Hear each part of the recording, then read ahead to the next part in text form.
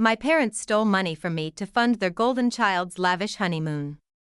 Now I am suing them and their golden child is nowhere to be found. I still remember the moment my world tilted. The second when everything I believed about family crumbled into nothing but dust and deceit. It started with a routine bank check. I had been saving for years, slowly building my nest egg with disciplined deposits from my hard-earned salary. I wasn't reckless. I didn't splurge.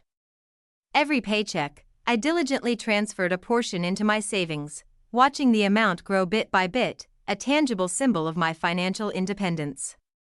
And then, one ordinary Tuesday afternoon, I opened my banking app, fully expecting to see the comforting digits of my savings account. Instead, I saw an empty void. My heart froze. I blinked, convinced it was a glitch. I refreshed the app. Nothing. Panic surged through me as I scrolled through the transaction history, my fingers trembling. And there it was, a withdrawal of nearly all my savings, wired to a joint family account. At first, I thought I had been hacked. But then I saw the name on the wire transfer. My mother's name. And my father's. For a moment, I simply stared at the screen, the breath stuck in my throat. I felt as if I had been punched in the gut.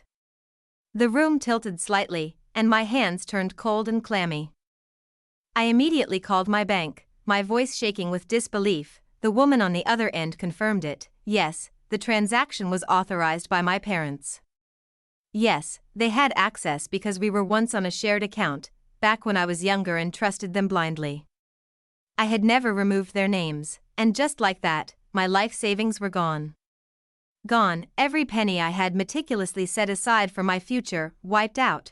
I sat in my apartment for hours, the banking app still open on my phone, the balance glaring at me like a cruel joke. I felt numb, unable to process the betrayal. But then, as if fate itself wanted to twist the knife deeper, my phone buzzed. It was a photo from my aunt.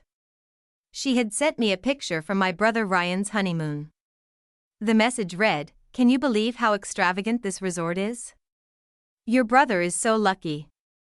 And there, on my screen, was a picture of Ryan and his new wife, Ashley, sprawled out on a private beach cabana, holding glasses of expensive champagne, surrounded by a breathtaking view of white sands and turquoise waters. The caption read, "Living our best lives in Bora Bora." #honeymoon bliss. I felt my blood run cold. The pieces began to click together with horrifying clarity. The missing money. The timing of their honeymoon. The lavish destination I knew Ryan and Ashley could never afford on their own. That's when it hit me. My parents had stolen from me, their own daughter, to fund their golden child's luxurious honeymoon. I stared at the photo, my hands trembling, bile rising in my throat. The betrayal was so deep it felt physical. Like a knife being dragged through my chest. I had been working overtime, scrimping and saving, while Ryan, the family favorite, was being gifted the life of luxury with my money. The next day, I drove to my parents' house, still raw with rage and disbelief. I didn't call. I didn't text. I simply showed up. Storming through the front door without knocking. My parents were in the living room, drinking coffee. My mother glanced up lazily, clearly unbothered. My father, sitting across from her, barely acknowledged me. "Where's my money?" I said, my voice low and trembling. They both glanced at me with mild confusion, feigning innocence. My mother tilted her head slightly, her lips curving into a mocking smile. "What money?" she asked sweetly. It took everything in me not to scream. I pulled out my phone, thrusting the screen into her face, showing her the wire transfer and the drained account balance. "This money." I spat, my voice shaking with fury. "You took every dime I saved. Where the hell is it?" For a moment, neither of them spoke. Then, my father let out a dismissive sigh, setting his coffee cup down with an air of annoyance, as though I was the one being unreasonable. "Oh, stop being so dramatic, Nia," my mother finally said, rolling her eyes. "It was just sitting there. You weren't using it." My vision blurred with fury.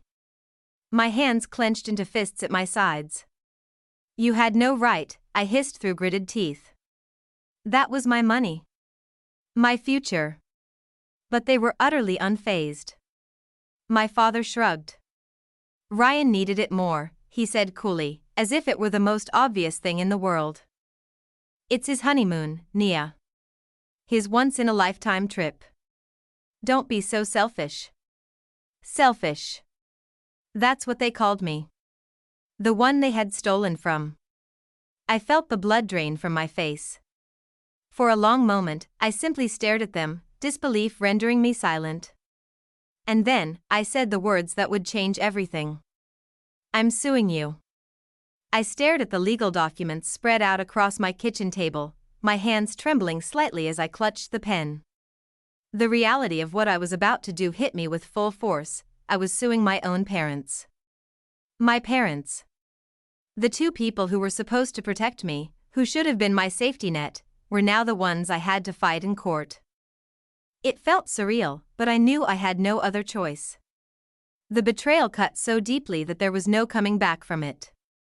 They had stolen from me, treated me with contempt, and mocked me when I demanded accountability. Now, they would face the full consequences of their actions. I hired Monica Patel, a well-known attorney specializing in financial fraud and family disputes. When I sat down in her office, my hands still trembling slightly, I laid out the cold, hard evidence, bank statements showing the unauthorized transfer of funds. Screenshots of the lavish honeymoon photos that my parents had helped fund with my stolen savings, text messages and voicemails where they openly admitted to taking the money for Ryan. Proof that the honeymoon package cost nearly the exact amount they had stolen.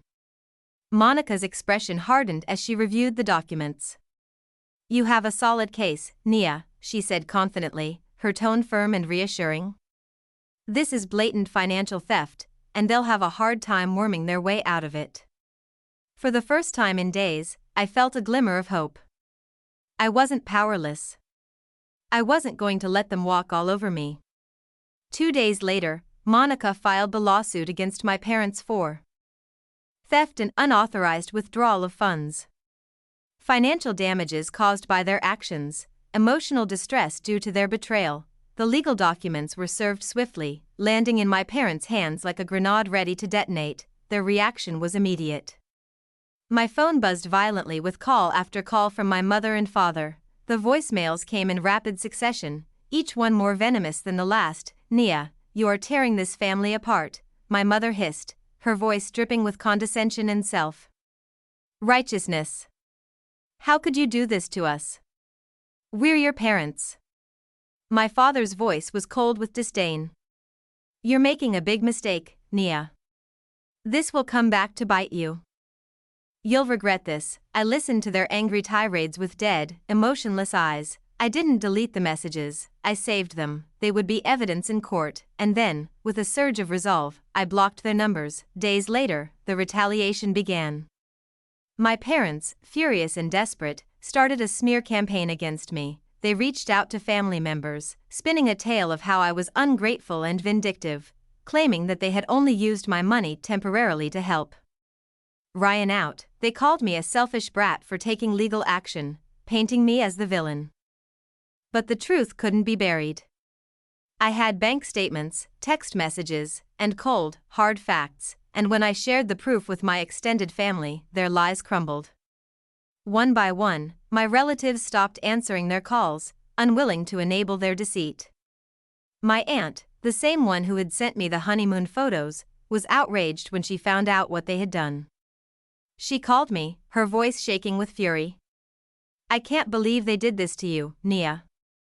I'll testify for you if you need me to. Her support strengthened my resolve. I wasn't alone. And I wasn't backing down. The day of the first court hearing arrived. I stood outside the courthouse, my fists clenched at my sides. Monica was at my side, her sharp eyes scanning the crowd with professional detachment. My parents arrived 15 minutes late, looking disheveled and furious. My mother's eyes were red-rimmed either from fake tears or real frustration, I couldn't tell. My father's face was flushed with rage, his jaw clenched so tightly I thought he might break a tooth. But the most stunning absence was Ryan. Their golden child, the one they had stolen for, the reason they were in this mess, was nowhere to be found. They glanced around anxiously, clearly expecting Ryan to walk through the doors at any moment, but he never did. Instead, they were left standing alone, abandoned by the very son they had sacrificed everything for. I watched their faces crumple with confusion and betrayal, and I felt nothing. No sympathy. No pity. Just a calm, steady resolve. As the lawsuit dragged on, news of Ryan's disappearance began to surface. Monica's firm hired a private investigator to try and locate him. What they discovered left me stunned. Ryan had left the country entirely, fleeing to Thailand with his new wife, Ashley. The investigator tracked his financial movements and found that Ryan had liquidated all his assets, withdrawing whatever money he could from shared accounts, blocked his social media accounts and disconnected his phone numbers, making him difficult to trace, abandoned my parents completely, refusing to take their calls or respond to their messages. The lavish honeymoon had been a cover. Ryan had used the money my parents gave him to escape entirely, turning his back on them the second he was financially secure. The irony was so bitter it was almost poetic. My parents had betrayed me for their golden child, only for him to use them as pawns and discard them completely. The second court hearing was decisive. Monica and her team presented the irrefutable evidence, financial records proving the unauthorized transfers, the lavish honeymoon expenses that perfectly aligned with the missing funds. Text messages where my parents admitted to taking the money, testimonies from relatives condemning their actions. The judge ruled in my favor. My parents were ordered to repay every cent they had stolen from me, plus interest, legal fees, and damages. They were financially ruined, forced to sell their car, take out a loan, and remortgage their home to pay me back, and still, they were left drowning in debt. The most tragic part, their precious golden child was nowhere to be found. He had used them, discarded them, and vanished into the wind, leaving them to face the consequences alone weeks after. The court ruling. I received a voicemail from my father. His voice was hoarse and broken, filled with desperation. Nia, please. We're sorry. We didn't know Ryan would. We didn't think he would leave us. His voice cracked with emotion. Please, Nia. You're our daughter. We love you. Please, we need you now. I didn't respond. I didn't even finish listening. I simply deleted the message. With the same cold indifference they had once shown me, I knew the truth. They hadn't apologized out of remorse. They were only sorry because Ryan was gone and they were alone, disgraced, and broke. Their golden child had abandoned them, and now, they were left with nothing but their own betrayal. And I had moved on, stronger and freer than ever, because in the end, I was the one who survived. They were the ones who destroyed themselves. The courtroom was packed on the day of the final hearing, though the atmosphere was stiflingly cold. My parents sat across from me, their faces pale and drawn, their eyes hollow with exhaustion. The once smug defiance I had seen in them during the initial court hearings was gone. Now, they looked shrunken, defeated shells of the arrogant, self-righteous people they once were. Their fancy clothes were now replaced with cheap, ill-fitted suits, their lawyers reduced to public defenders because they could no longer afford their previous legal counsel. The judge entered, his eyes stern, and called the court to order. As he shuffled through the legal documents in front of him, the tension in the room was suffocating. Monica, my lawyer, stood beside me with a calm and steely confidence. She had been meticulous and ruthless, presenting every detail of my parents' betrayal with precision, the financial records showing the stolen funds, evidence of Ryan's lavish honeymoon, perfectly timed with the withdrawal of my life savings, statements from my extended family, condemning my parents for their callous greed. The judge's eyes darkened as he read through the documents. When he finally spoke, his voice was firm and unyielding. In light of the overwhelming evidence of financial theft, emotional distress, and damages incurred, this court finds the defendants, Mr. and Mrs. Harris, as guilty of misappropriation of funds and financial fraud. The plaintiffs are entitled to full restitution of the stolen amount, as well as additional compensation for emotional damages, legal fees, and interest. My parents sat in stunned silence. My mother's face drained of all color, and for a brief moment, I thought she might faint right there in the courtroom. My father's jaw clenched so tightly I could see the muscle in his cheek twitch violently. The judge's voice remained steady as he listed their penalties: repayment of the stolen funds, every cent they took from me, interest charges, and legal fees, which amounted to nearly double the original amount, a permanent financial lien on their home until the debt was cleared. Their faces collapsed with horror. My mother let out a guttural sob, her face twisted in disbelief. My father slumped in his chair, ashen-faced, his eyes fixed on the floor. The judge's gavel fell. The decision was final. In the weeks that followed, my parents' lives unraveled spectacularly. Forced to repay the full amount with interest, they had to remortgage their home, putting it under heavy debt, sell off valuable belongings, my mother's antique jewelry, my father's luxury watch collection, just to cover the initial legal fees, drain their retirement fund entirely. But even that wasn't enough. The court placed a financial lien on their property, meaning any profits from selling it would go directly toward paying me back. They were now drowning in debt, with no lifeline to save them. To make matters worse, word of the lawsuit spread rapidly through the family. Relatives who had once blindly defended my parents began to distance themselves. I started receiving calls and texts from aunts, uncles, and cousins, expressing disbelief and outrage over what my parents had done. My Aunt Laura called me one evening, her voice thick with anger.